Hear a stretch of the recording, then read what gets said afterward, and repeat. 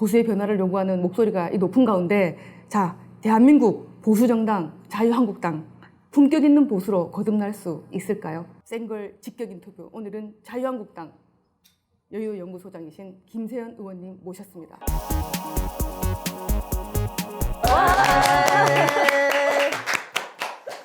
네. 아유, 너무 열심히 친 것 같은데요. 네.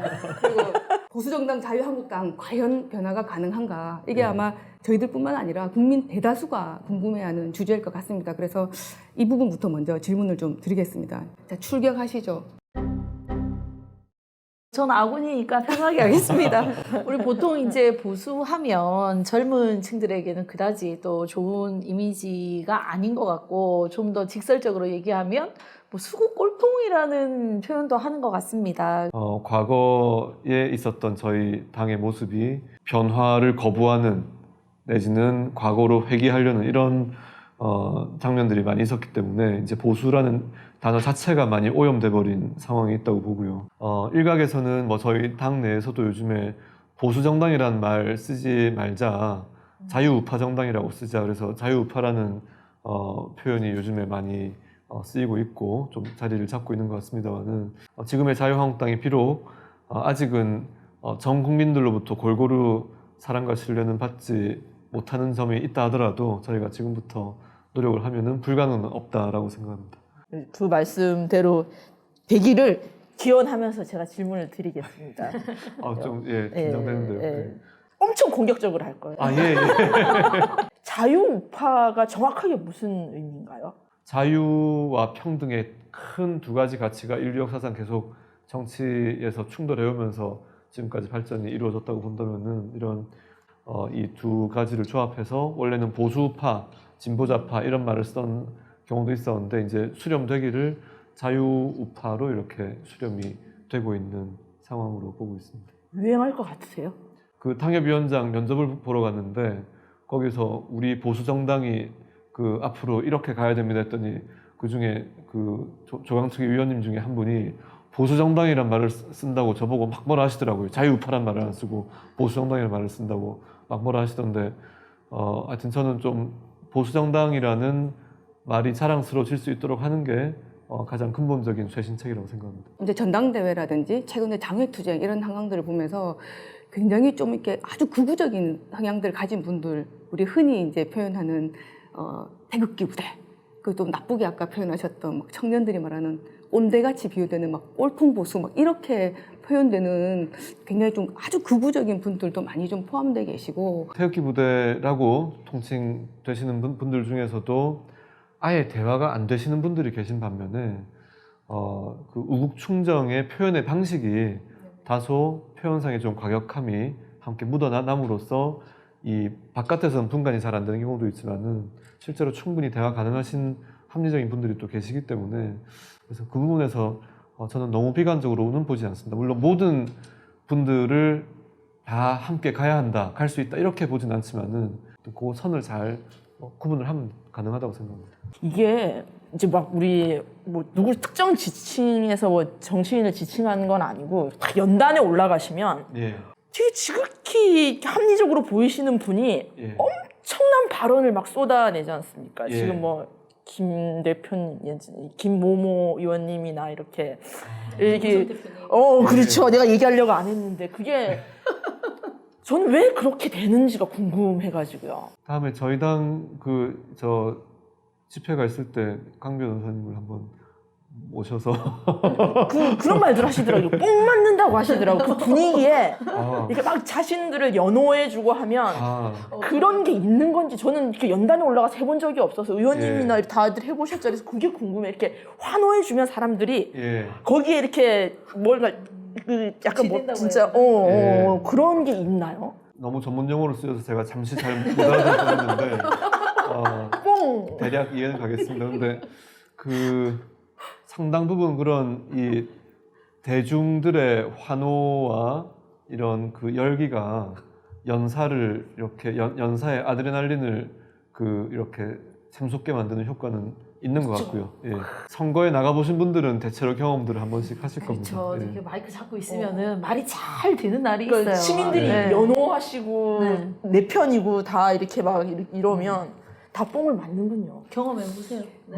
다음에 직접. 한번 모셔보겠습니다. 한번 예, 뭐 테이블 한번 가보시죠. 제가 한번 마이크 모셔보겠습니다. 마이크 전 근데 뭐 상대가 뭐 격하게 자극하면 저도 격하게 반응이 나갈 수도 있다고 생각합니다. 근데 뭐 어쨌든 공적인 자리에 계신 분들이니까 이왕이면 비난하는 건 아니라 그냥 아니 그러니까 이제 궁금했어요. 아까 뭐 의원님 한 번도 그러신 적 없죠? 어떤 그러니까 있잖아요. 어떤 거를 고치돼가지고 가격한 사람. 그분이 듣고 싶은 말만 다 그만할까요? 아니 우리 김세현 의원님 그 이번에 패스트 트랙 때문에 막 이렇게 그 회의실 앞에서 이렇게 네, 하셨잖아요. 정개특위 회의실 앞에서. 근데 이렇게 그 상황에서도 너무나 차분하게 말씀을 하셨어요. 군사 독재 정부라고 일컬었던 그 정부들에서도 한 번도 합의 처리된 안 된 적이 없는 그런 선례를 가지고 있는 이 법을 이 선거법을 이렇게 일방적으로 통과시키시는지 너무나 안타깝습니다. 그때 제가 제 나름 제일 격하게 이야기합니다.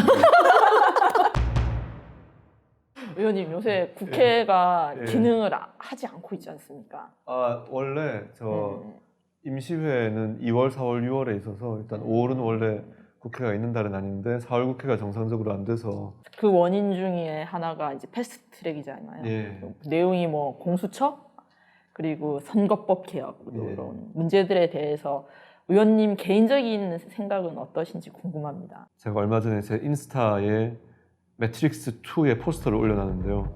무엇을 상상하던 그 이상을 볼 것이다. 패스트트랙에 태울 거라고는 아무도 상상을 못했기 때문에 그때 나왔던 어떠한 논의 내용을 봐도 선거법은 이게 합의 처리됐었거든요. 공수처 법안도 이게 여러 가지 정치적인 이 의미가 뭐냐, 의도가 뭐냐, 민주당에서 진행하려는 공수처법, 또 정의당에서 통과시키려고 하는 선거법이 어떤 정치적인 이해관계가 얽혀서 이게 연결고리가 돼서 같이 떠다니는 이런 상태가 된 거는 좀 받아들이기 어렵다. 그래서 그런 차원에서 저는 반대 입장을 밝혔던 거고 주된 의견에는 조금 벗어나 있을 수도 있습니다만은 연동형 비례대표제 경우에도 그것이 꼭 연동형 비례대표제여야 하는 건 아닙니다만 의회가 좀 더 다당 체제가 촉진되도록 선거구제가 바뀔 필요는 있다고 생각합니다. 다만 이렇게 의회가 다당 체제로 전환을 하려면은 정부 형태, 소위 권력 구조가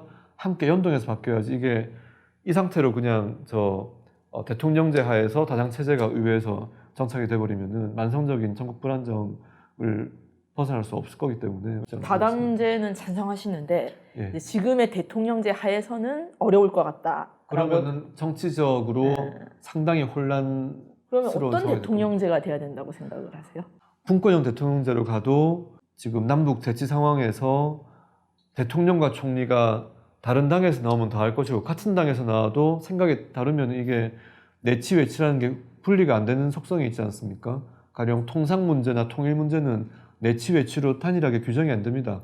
4년 중임제 대통령제는 이게 잘 쓰면 모르겠는데 잘못 쓰게 되면은 초선 대통령은 국정이 재선 선거운동일 거고 재선 대통령은 5년 단임제 대통령보다 레임덕이 더 빨리 옵니다. 그래서 이게 이 문제가 있기 때문에 그냥 지금 제도를 잘 고쳐 쓰자 이게 보수주의자의 원래 입장이기 때문에 제가 근데 이렇게 말을 오래 해도 됩니까? 네네. 나중에 편집을 다 해주시면 아니 예. 일단 제가 하시죠. 보기엔 통으로 편집될 수도 있어요.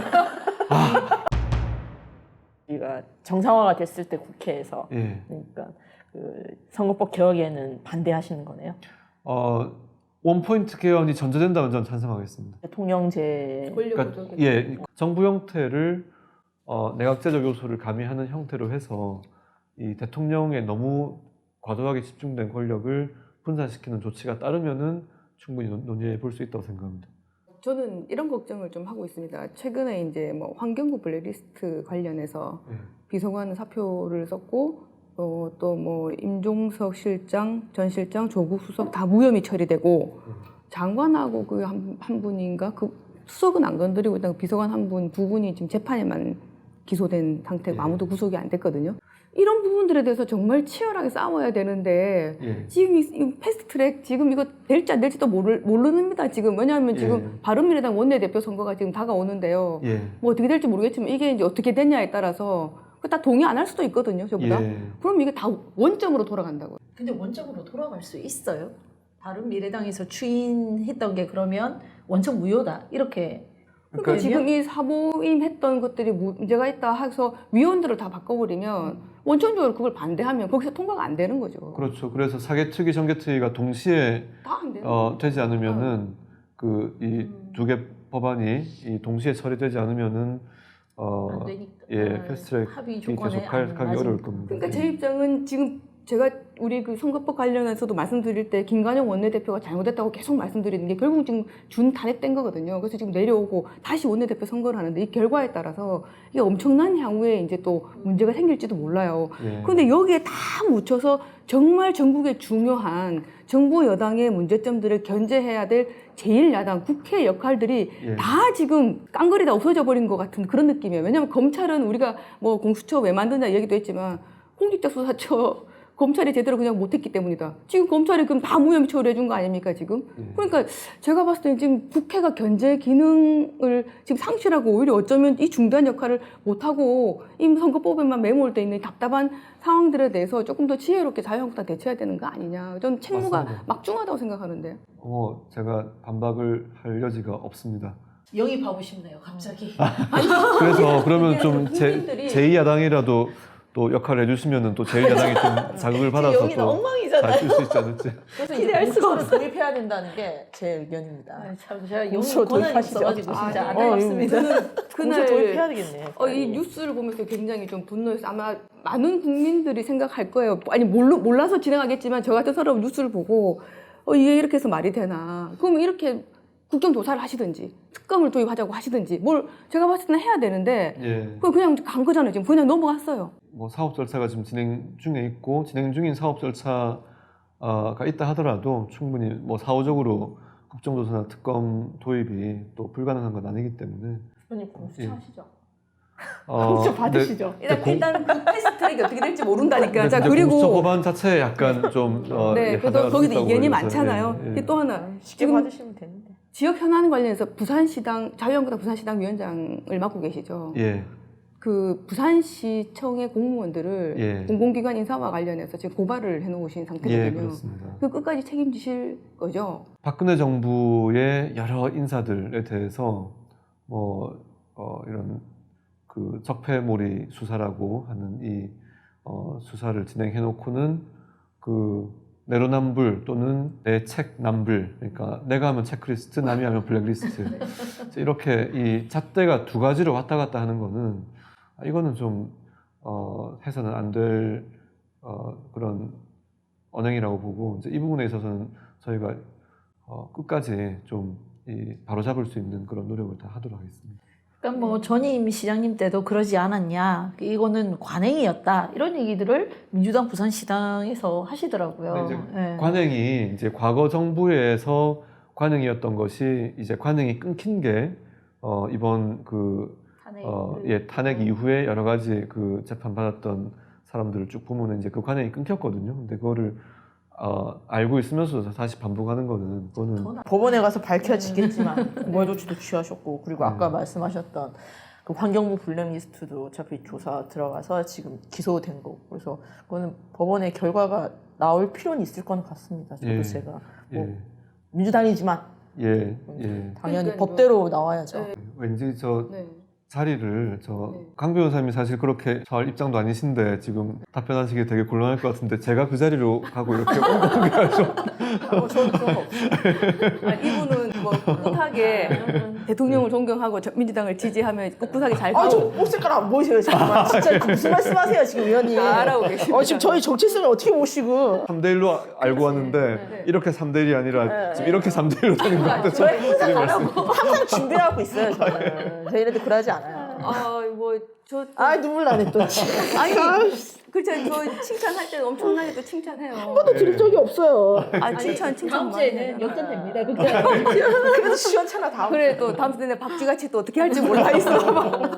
우리 또 잘하는 걸 잘한다고 권력에 하고. 약하니까, 우리는. 총선 얘기 좀 해볼까요? 이제 네, 이제 총선이 11개월 네. 앞으로 다가왔습니다. 근데 뭐 민주당의 이해찬 대표님이 최근에 300석 중에 240석을 우리가 싹쓸이 하겠다. 그런 발언. 그거는 지역구만이고 비례까지만 260석으로. 아, 비례가 260석. 예, 저희가 큰일 아주 났네. 감사하게 생각을 했죠. 네. 이런 말씀을 하고 발음이랑 뭐 총선에 없어지는 거예요. 안전에 준비를 하고 계신다고 밝혔는데 이제 우리 김세현 위원장님 또 여의도 연구원장이시고 하시기 때문에 또 이런 부분들에 대해서 더 많은 고민을 하실 것 같아요. 그래서 20대 총선 우리 자유한국당의 목표는 어떻게 생각하고 계신지. 매번 이렇게 숫자를 표현하면은 이게 되게 좀 후폭풍이 양상이 있더라고요. 그래서 아니, 240개 질렀으니까 한번 질러보세요 일단. 지금보다는 더 많은 의석을 받을 수 있도록 지금 114석 114석. 예, 돼 있을 겁니다. 114석보다 많게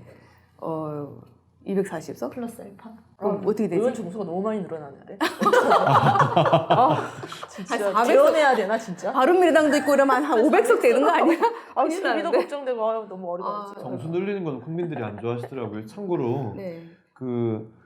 민주당과 이제 다른 야당들하고 자유한국당하고 이렇게 내놓은 선거구제 안에 대해서 여의도 연구원에서 여론조사를 해봤는데 32% 정도가 준연동형 비례대표제, 그러니까 지금 소위 여야 사당의 안을 지지를 했고 58% 정도가 의원 정수를 10% 줄이고 비례대표 폐지하는 자유한국당 안을 지지를 했습니다. 정말요? 예. 그거도 봤는데 저도 그거 봤어요. 예. 그런데 거기 왜 이렇게 보통 우리가 이제 여론조사하면 리얼미터나 뭐 갤럽이 예. 나오면 몇 프로고 쫙 그 배경이 나오지 않습니까? 예. 그에 대한 설명이 없더라고요.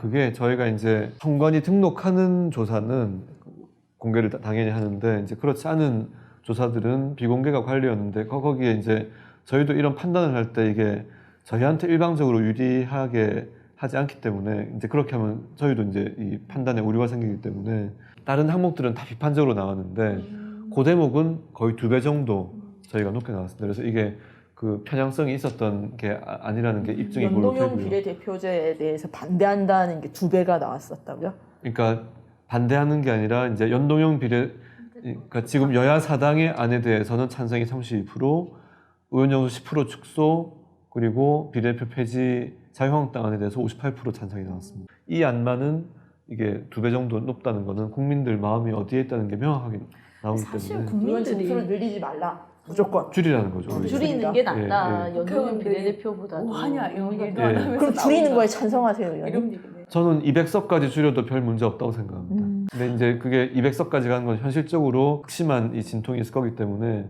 가능하다면 250석, 어렵다면 270석 정도라도 줄이는 거는 저는 찬성하는 입장입니다. 비례대표도 없애고요. 저는 비례대표를 없애는 거는 과도하다고 생각하고요. 지역구 의원으로 현실적으로 당선이 되기가 어려운 어떤 백그라운드를 갖고 있는 장애인, 다문화, 탈북민 이런 분들은 소수자 목소리를 대변하기 위해서 좀 더 줄어든 의석수 안에서 비례대표로 저희가 모셔야 된다고 생각합니다. 여성은 안 들어가나요? 그 소수에 이제 제가 참고로 남녀동수 포럼의 자문위원으로 얼마 전에 감사합니다. 저 직무를 맡게 되어서 가급적이면은 50대 50으로 나아가는 게 맞. 근데 사실 국민들이 지금 뭐 연동형 비례대표, 심상정 대표가 국민이 그 복잡한 거 알 필요 없다 이런 발언을 하셔가지고 구설에 오르시기도 했는데 사실 저희도 이거 들여다보면 그냥 공부해야 알거든요. 그리고 국민 잘 모를 수밖에 없어요. 그리고 비례가 느는 부분도 분명히 비례가 늘면 좋은 점도 있지만 이게 누군지 모르고 국민이 선택할 수 없다는 국민의 어떤 선택권을 침해하는 부분 이런 거 생각하면 분명히 또 단점이 있지 않습니까? 비례대표가 늘어나는 것 자체가 문제는 아니라고 생각하는데 본질적으로 우리 정당 현실에서 당 지도부, 특히 공천 때 당권을 쥔 당 지도부에게 실질적으로 국가 권력을 완전히 넘겨버리는 왜냐하면 이 사람들이 투명하게 공정하게 비례대표 공천을 한다는 게 보장이 없는 상태에서 이거는 이 민주주의를 스스로 무너뜨리는 결과를 가져올 수도 있다. 저는 자유한국당 그런 시스템이 갖춰져 있지 않고 우리 민주당은 갖춰져 있다고 봐야 되는데. 아, 예. 정말요? 확신하세요? 나중에 문제 터지면 책임지세요. 예. 저도 이거 한번 봐야 되는데. 진짜죠? 너무 이렇게 예. 자유한국당 쪽에서만 생각하셔서 그렇지. 예, 제가 그 믿기 위해서 많은 노력을 해보겠습니다. 예.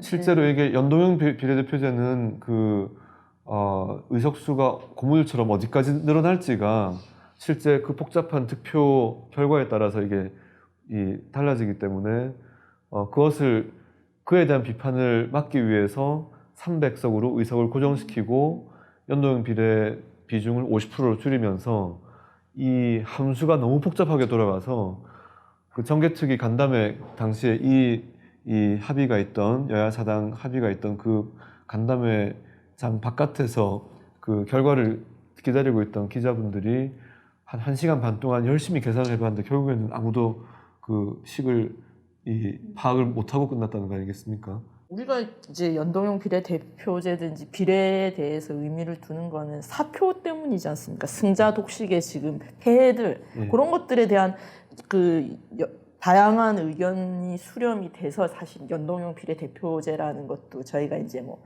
어떤 식으로든 뭐 원포인트 개헌이든 하더라도 예. 같이 합의를 본 거잖아요. 근데 지금 너무 우리 모두 300석에 이렇게 매몰돼 있는 게 아니라 매몰돼서는 안 되고 제가 생각하기엔 없어지는 그냥 공중에서 날아가는 그 표에 대한 배려가 있어야 되지 않냐.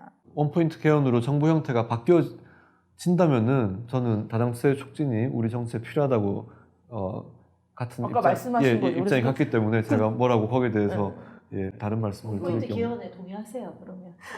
그래 주시면 되겠네요. 저는 그런 영향력이 없습니다. 저는 뭐 우리 의원님처럼 여의도 연구소 원장님도 아니고 제가 그런 얘기를 한다고 들어주지도 않아요. 전달하세요, 그러면. 대통령한테 문자 보내세요.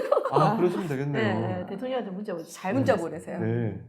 이제 아까 잠시 제가 말씀드렸는데 우리 여의도 연구소 원장님이시잖아요. 엄청 높은 자리지 않습니까? 그렇지 않은 것 같은데요. 일하는 자리. 당의 미래, 정책 이런 걸 쫙 끌고 가시는 자리잖아요. 네. 저는 그렇게 들었는데 그리고 예전에 원장님들도 다 그러신 분들이셔. 그래서 우리 의원님이 앞으로의 역할에 대해서 좀 듣고 싶습니다. 예. 자유한국당이 아까 제일 처음에 말씀하셨던 뭐 꼴통 정당, 꼰대 정당 이런 이미지를 털어내지 않으면은 집권하는 것이 어렵다고 보고 민주당이나 바른미래당에서는 뭐 좀 안 좋아하실 수 있겠지만 하여튼 저희는 집권을 해야 되니까 다음에 저희가 할 것 같은데. 예.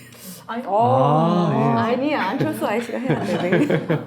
그래서 이제 그걸 하기 위해서는 중도로의 외연 확장이 되지 않고는 불가능하다. 좀 더 과감한 중도 확장을 저희가 시도를 하고 있습니다. 네, 이제 뭐 부산 얘기를 좀 해보겠습니다. 지난 총선에 민주당이 5석을 갖고 갔고 네. 또 그 이후에 또 지방선거 때 보궐선거 치러진 데서 또 1석을 더해서 예. 지금 민주당이 6석을 가지고 있는데요. 뭐 수치 부담스러우시겠지만 예. 다음 총선에 우리 자유한국당 목표를 어느 정도 생각하고 계신지 꼭 뭐 예. 수치로 말씀 안 하셔도 되는데 수치로 말씀해. 수치. 그래서 부산이 어떻게 기대하시는지 18석인가 18석인가요? 예. 18석. 예. 예. 중에 18석? 예. 예. 그래서 18석. 역시 저 생걸이라서 예. 깜짝 놀랐습니다. 아주 신경 쓰- 품격 있는 우리 교수는 품격 있는 정신이죠. 그럼 숫자를 1, 2, 3, 4, 18이라고 하지. 18석. 18석. 예. 제가 일단 원제가 또 있네요. 18. 죄송합니다. 18석. 예. 목표는 몇 석? 네. 아무튼 지금 의석수보다는 최대한 많이 늘릴 수 있도록 노력을 다하겠습니다. 그러면 18석 중에서 6석을 빼면은 12석인데 이것보다 많게 가겠다. 그 중에 바른미래당이 1석이 있어서 11석인 것 같은데. 아, 예. 그렇군요. 맞네요. 예. 맞네. 예. 이분은 이제 원래는 이쪽에다 당선됐었다가 이렇게 나갔다 이렇게 되셨군요. 네. 맞네. 그래서 11석. 11석 플러스 알파가 저희 목표입니다. 목표는 무조건 달성하겠네요. 플러스 알파니까. 너무 두루뭉술하게 말씀하시는 거 아닙니까? 예. 좀 공격적으로 제시하시죠. 이해찬 대표님 240석 딱 던지셨잖아요. 그래서 저희가 네. 뭐 다들 땡큐라고 다들 이야기했는데. 저희 뭐 꿈은 다 뭐. 그런 말 하면 안 된다고 지금 계속 말씀하시잖아, 진짜. 썰먹거리고 있잖아요 지금. 진짜 의원님 진짜 왜 이래요? 왜 이래? 6석 기분 나쁠란다 맞지? 한석 아무 말도 안 할게요. 네. 요새 지지율 오르잖아요, 우리 자유한국당. 예. 기분 어떠세요? 춤이라도 어, 추고 싶지 않으세요? 아니요, 되게 좀 부산에서 분위기 엄청 좋잖아요. 마음이 많이 무겁습니다. 아이, 그래서 그 춤이 도저히 안 솔직하게 나오겠는데요. 예. 솔직하게 얘기하셔야지. 눈꼬리가 다 올라. 아 정말 이 지지율이 오르기 때문에 그만큼 어깨가 더 무거워지고 어깨가 무거워지니까 어깨춤이 도저히 안 나오는 이런 다리라도. 죄송합니다. 제가 멈자고 멈추라. 얘기한 건 아니었고. 황교안 대표 체제로 내년 총선 승리가 가능한가? 저는 개인적으로 봤을 때 예. PK, TK 뭐 이 정도에서는 선방을 하시겠지만 예. 이것이 이제 외연 확장을 해서 수도권까지 올라가려면 예. 황교안 대표 체제로서 이게 외연 확장이 가능한가? 그 이념적으로는 중도층 또 연령적으로는 20, 30, 40대로의 지지 기반 확장이 있지 않으면은 그 총선 대선 승리가 어렵기 때문에 이제 그에 대한 중요성은 황교안 당대표께서도 아마 깊이 인식하고 계실 것이라고 알고 있고요. 이게 뭐 쉽지는 않겠지만은 저희가 또 노력한다면은 충분히 저희의 진정성을 잘 전달할 수 있다고 생각합니다. 그래서 조금 더 하나의 음모론을 제가 전달해 드리면 들으셨을 네. 것 같은데 정가에 떠도는 얘기가 예, 올 가을까지는 전직 대통령 두 분에 대한 선고를 완료하고 예, 그리고 설쯤이나 하여튼 연말 연초에 이 두 분을 사면을 해서 예, 다시 자유한국당이 친이 친박 게임으로 돌아가게 만들 것이다. 예. 정부 여당에 이런 플랜이 작동하고 있다. 이런 예. 얘기 혹시 들어보셨나요? 뭐 그까지는 못 들어봤습니다만은 왜 바른미래당이 잘 안 되는지 알겠어요. 답답해. 왜 바른미래당이 그런 식의 나오는지 알겠어. 아니, 그냥 뭐 죄송해요. 뭐 떠도는 이야기를 이렇게 네, 말씀하신 전달해 거죠. 드리는 겁니다. 예, 네. 저는 충분히 예. 이렇게 우리가 물미전제를 하고 있습니다. 저는 충분히 이번에 패스트트랙 태우고 환경부 블랙리스트 다 뭐 무혐의 처리하는 거 보면서 이거 처음에는 설마 했는데 저는 갈수록 가능성이 있다는 제 내부적 확신이 들어서 질문 드리는 겁니다. 예. 네. 뭐 그런 상황이 온다고 가정을 하고 대비를 해야 되는 게 되나요? 뭐 이렇게 마음의 준비를 하는 거지 막상 그 곳곳에서 여러 상황들이 발생하면은 또 그에 맞게 대처를 해야 되는 거고요. 두 분 대통령이 나오셔도 우리가 안 싸우면 되잖아요. 그렇죠. 지금 사전에 신뢰를 공고히 하고. 예, 실제로 지금 당내 계파 갈등은 거의 사라진 상태에 있기 때문에 밖에서 전쟁하니까 안에서는 싸움이 없어졌군요. 그런 분위기가 원인이 있죠. 그건지는 모르겠는데 아무튼 지금 현상을 보면 이전에 있었던 이런 계파 간의 깊은 고립해였던 이 단계는 많이 극복을 한 상태라고 말씀드릴 수 그게 있습니다. 득이 되는 게 없거든요. 우리는 체험했잖아요, 몸으로. 네. 그렇기 그런 때문에 자성이 극복, 많이 이제 좀 확산이 되었고 과거 같지는 않습니다. 잘할 수 있을 것 같습니다. 예, 철저히 뭔가 잘 우리 될 것 반성하고 같죠. 있으니까, 예. 예. 근데 죄송합니다. 저는 여전히 물음표입니다. 이게 지금은 어떤 집권 여당, 정부 여당이 이 군소정당들을 싹 끌어안고 각을 딱 세워서 싸우고 있기 때문에 굉장히 처절한 싸움을 하고 계시다고 제가 지금 보여지고 예. 그래서 이제 밖에서 치열하게 싸우니까 일단 생존의 위협이 빡 왔기 때문에 안에서 내전이 없는 거예요. 외전 예. 밖에서 싸움하니까. 그러니까 예. 11호가 없는데 제가 봤을 때는 이 자유한국당에서 이 전직 대통령을 다 풀려 사면 되고 이렇게 하면 11호가 발생하면 정말 어떤 상황이 벌어질까 이런 하여튼 생각이 들어서 예, 한번 여쭤봤습니다. 현재로서는 네. 걱정할 단계는 아니라고 말씀하시는데 11월 다음에 엔드게임이니까 네. 예. 스포를 하지 마십시오. 스포를 안 됩니다 지금. 총선에서 엔드 하겠다 이런 말씀인가요? 네, 알겠습니다. 일단 루소 기다려. 형제가 5월 6일부터는 스포일 해도 된다고 삼선쯤 되면 엄청 중량감 있는 또 여기도 연구원 원장님이시고 예. 그런데 이제 지명도가 조금 이 삼선의 여의도 연구 원장님에 비해서 예. 낮다라는 인지도 이게 예. 낮다라는 평가들 좀 들으시죠? 전혀 안 아, 들으십니까? 방금 들었는데 한 번도 못 들으셨어요? 그럼 이 질문이 말이 안 되는데 인정 안 하신다는 거죠?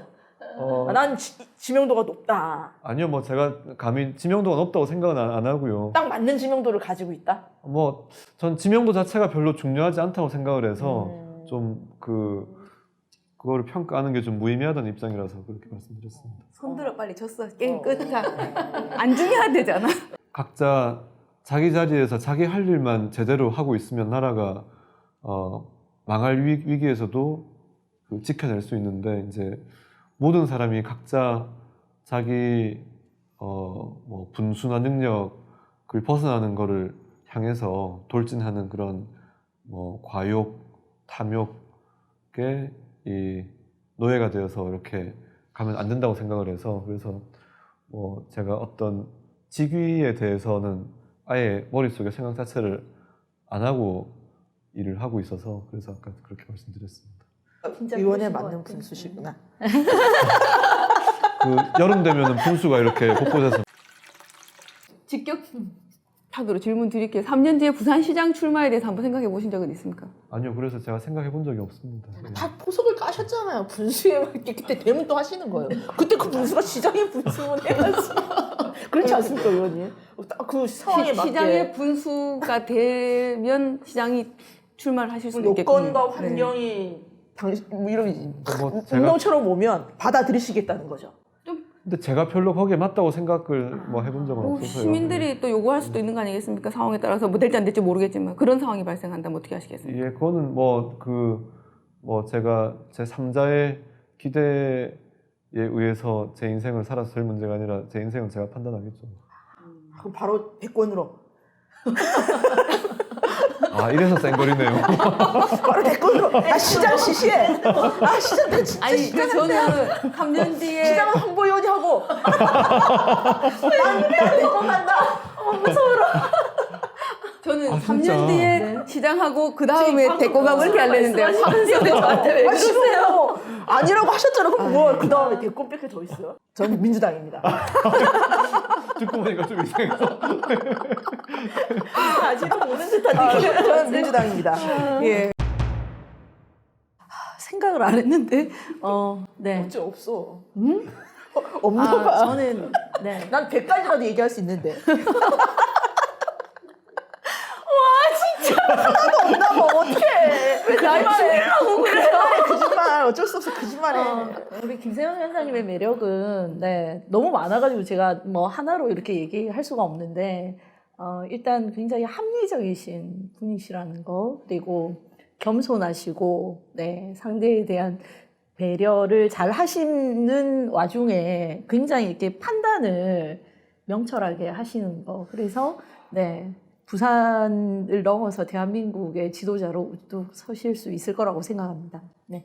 감사합니다만 좀 이게 너무 비행기를 높게 태우시면 제가 좀 약간 현기증이 날 것 같아서. 저는 간단하게 공부하는 정치인이신 것 같아서 일단 굉장히 긍정적으로 보고 있습니다. 왜냐하면 여기 센터에서 토론회도 하시고 하는 부분들을 제가 페이스북을 통해서 이렇게 몇 번 봤었거든요. 그래서 사실은 정치인들이 뭐 지역 구민 만나고 술 마시고 쫓아다니고 막 회의하고 이러기 바쁜데 이런 책들을 읽고 토론할 수 있다는 것 자체가 공부하는 정치인이 많지 않더라고요. 저는 아까 시장은 시시하다. 난 대권으로 가겠다. 그 느낌이 너무 좋았습니다.